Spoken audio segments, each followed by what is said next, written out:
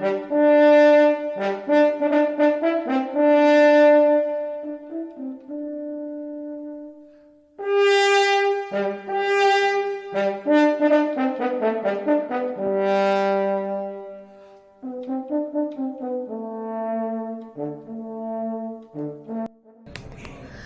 இந்தியாவில் அந்நியர்கள் ஆட்சி செய்யும் போது எத்தனையோ வரிகள் போடப்பட்டுள்ளது. ஆடைக்கு வரி, ஆட்சிக்கு வரி என பல வரிகள் இருந்தன. இதில் குறிப்பாக வேடிக்கையாக அனைவரையும் வியக்க வைக்கும் வகையில் அந்நியர்கள் ஒரு வரி ஒன்றை போட்டார்கள். தமிழகத்தில் உள்ள கோயம்புத்தூரில்தான் அந்த வரி போடப்பட்டது. மேற்கத்திய மக்களே பார்த்து பயப்படும் அளவிற்கு நம் கோவையில் உள்ள மக்களுக்கு திமிர் வரி போடப்பட்டது. கோயம்புத்தூரில் கண்ணம்பாளையம் எனும் கிராம மக்களுக்கு அந்நியர்களால் திமிர் வரி போடப்பட்டது. அதை 48 மணி நேரத்தில் செலுத்த வேண்டும் என்ற உத்தரவும் போடப்பட்டது. அதனால் அங்கிருந்த மக்கள் யாரும் அந்த வரியை செலுத்தவில்லை. ஆகையால் அந்த கிராம மக்களில் 31 நபர்களை கைது செய்து சிறையில் அடைத்தனர். எதனால் திமிர் வரி பிறப்பிக்கப்பட்டது, எதனால் இவர்கள் கைது செய்யப்பட்டார்கள் என்பதை தியாகி KVRின் மகன் நந்தகுமாரிடம் கேட்போம். கோவை மாவட்டம் சூலூர் வட்டம் கண்ணம்பாளையம் கிராமத்தை சேர்ந்த தியாகி KVR என்கின்ற KV ராமசாமி கவுண்டருடைய மகன் KVR நந்தகுமார், மூத்த மகன் KVR நந்தகுமார் ஐயா நான் உங்களிடையே உரையாற்றுகிறேன். சுதந்திர போராட்ட காலத்திலே கண்ணம்பாளையத்திற்கு திமிர் வரி எப்படி போட்டார்கள் என்பதை தெரிவதற்காக வந்தார்கள். அவர்களிடம் எனக்கு தெரிந்த இது ஒரு கூட்டை கூறுகிறேன். 1942ஆம் ஆண்டு வெள்ளையனே வெளியேறு என்கின்ற ஒரு நிகழ்வை மகாத்மா காந்தி அவர்கள் சொன்னார்கள். அந்த செயலுக்கு இணங்க அந்த காலகட்டத்தில் இருந்த தியாகிகள் என்பதை விட ஊர் மக்கள் அனைவரும் கூடி ஒரு முடிவை எடுத்தனர். அதிலே கண்ணம்பாளையத்தைச் சேர்ந்த பொதுமக்கள், முக்கியமாக நல்ல திடகாத்திரமாக இருக்கின்ற ஆண்கள் மட்டும் அதில் பங்கேற்றார்கள். அதில் குறிப்பாக சொல்வது போல என்னுடைய தந்தை KVR அவர்களுடைய தலைமையிலே தான் இந்த நிகழ்வு நடைபெற்றது. அந்த KVRுடைய தந்தை வெங்கட்ராய கவுண்டர் என்பவர், அவரும் ஒரு தியாகி. அந்த குடும்பம் இதிலே கலந்து கொண்டார். அவருக்கு 3 பிள்ளைகள். அந்த பிள்ளையிலே KVR மூத்த மகன், தாண்டவராய் கவுண்டர் என்பவர் 2ஆம் மகன், 3ஆம் மகன் KV நடராஜ கவுண்டர் என்பதாகும். அதிலே என்னுடைய தந்தையை இந்த நாட்டிற்காக அர்ப்பணிக்கின்றேன் என்று கூறி என்னுடைய தாத்தா வெங்கட்ராய கவுண்டர் அவர்கள் சூலூர் சந்தையிலே அழைத்து சென்று இவன் இன்றையிலிருந்து இந்த நாட்டிற்காக அர்ப்பணிக்கின்றேன் என்று கூறினார்கள்.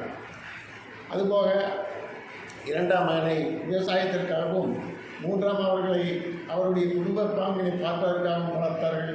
அந்த காலகட்டத்திலே தியாகிகளாக இருக்கின்ற தற்போது இருக்கின்ற நம்முடைய மாமனிதர்கள் சூலூர் அருகிலே இருக்கின்ற ஏரோட்ரமிற்கு கட்டுமான பணிகள் அப்போது நடைபெற்று கொண்டிருந்தது. அதிலே அந்த ஏரோட்ரமை எப்படியாவது தகர்க்க வேண்டும் என்கின்ற எண்ணத்திலே இவர்கள் அனைவரும் ஒன்று கூடி இரவோடு இரவாக அந்த ஏரோட்ரமிற்கு சென்றார்கள். அதற்கு முன்னரே அதை எப்படி செயல்படுத்துவது என்பதை அவர்கள் ஒரு திட்டமிட்டு அதற்கொப்ப அதை செயல்பட்டார்கள். அப்போது எல்லா இடத்திலும் கூரைச்சாலைகள் போட்டு அங்கிருக்கின்ற பொருள்களை அதை வைத்து கட்டுமான பணிகள் நடந்து கொண்டிருந்தது. அதையெல்லாம் அழிப்பதற்கு என்ன செய்வது என்று நினைத்தார்கள். அதற்கொப்ப அவர்களெல்லாம் தீ வைத்து கொளுத்துவிட்டால் சீக்கிரமெல்லாம் அழிந்துவிடும் என்பதை சொன்னார்கள். ஆனால் அங்கே அருகிலே செல்ல முடியாது. வெள்ளை போலீஸ் அங்கே பாதுகாப்பாக இருக்கின்றார்கள். அதற்காக ஒரு திட்டம் போட்டார்கள். ஒரு வண்டயம் என்று சொல்வார்கள் அந்த காலத்திலே. அதாவது தீப்பந்தம் சின்ன சின்ன உருண்டைகளாக பந்தங்களுக்கு தீய துணியிலே கட்டி அதை சீமையிலே ஊற போட்டு அதை கவன்கள் என்கின்ற முறை பழைய காலத்தில் இருந்தது.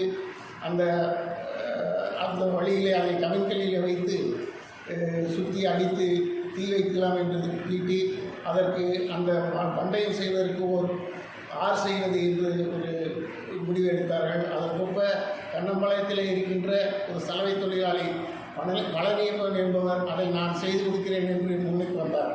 அதன்படி நிறைய வண்டைகள் செய்து சீமை எண்ணெயில் ஊற போட்டு அதையெல்லாம் எடுத்துக்கொண்டு அங்கே ஏரோட்ரமிற்கு சென்று தீ வைத்தார்கள். தீ வைத்து முடித்தொன்னே எல்லாரும் ஓடி வந்து விட்டார்கள்.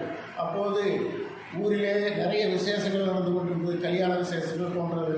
போலீஸ் வந்தவர்களை எல்லாம் அடித்தது, உதைத்தது. யார் என்றாலும் அவர்களை கைது செய்தார்கள்.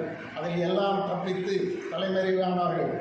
யாரை கேட்டாலும் எனக்கு தெரியாது, உனக்கு தெரியாது என்று சொல்லி யாருமே சொல்லவில்லை. அப்படிப்பட்ட ஒரு ஒற்றுமையான காலகட்டத்திலே அந்த திட்டமானது செயலாக்கப்பட்டது.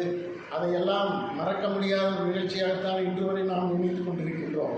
ஆனால் அப்படிப்பட்ட இந்த ஊர்க்காரர்களுக்கு இவ்வளவு ஒரு திமிரா, இவர்களை எல்லாம் ஏதோ ஒரு விதத்திலே நாம் பழிவாங்க வேண்டும் என்கின்ற எண்ணத்திலே அப்போது இருந்த ஆங்கிலேய அரசு இவர்களுக்கு ஒரு வரியை போட வேண்டும், அதாவது திமிர் வரி என்கின்ற வரியை போட்டு இவர்களை எல்லாம் கட்ட வைக்க வேண்டும் என்று செய்தார்கள்.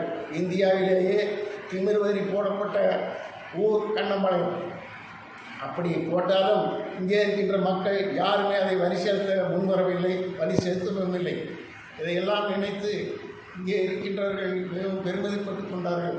அப்படி இருந்த காலகட்டத்திலே 1942 அங்கே தீ வைத்து கொடுத்ததற்காக என்னுடைய தந்தையை கேவிஆர் அவர்களை பிணமாகவோ உயிரோடவோ பிடித்து கொடுத்தால் 10,000 ரூபாய் பரிசு என அறிவித்தார்கள்.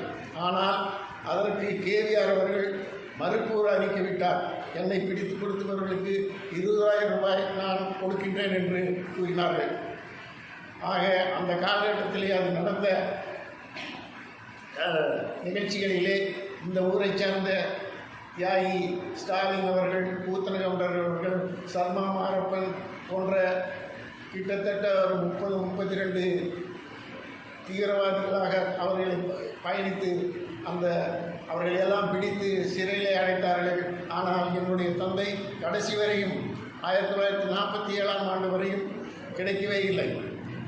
கேரளா சென்றார்கள், பாண்டிச்சேரி சென்றார்கள், மற்றும் தமிழகத்திலே இருக்கின்ற மதுரை போன்ற இடங்களில் எல்லாம் தலைமறைவாக இருந்து ஒழித்து அதற்கு வெள்ளையனுக்கு ஏதோ ஒரு விதத்திலே தொந்தரவு கொடுத்தே கொண்டிருந்தார்கள். கடைசியிலே 1947 சுதந்திரம் பெறப்பட்டு அவர் சென்னையிலே இருந்து திரும்பி கோவை மாநகர் ரயில் நிலையத்திலிருந்து ஆணையில் ஊர்வலமாக வந்து சிங்கனூர் எம்ஜிஆர் திரையிலே ஒரு மாபெரும் பொதுக்கூட்டம் நடத்தப்பட்டது.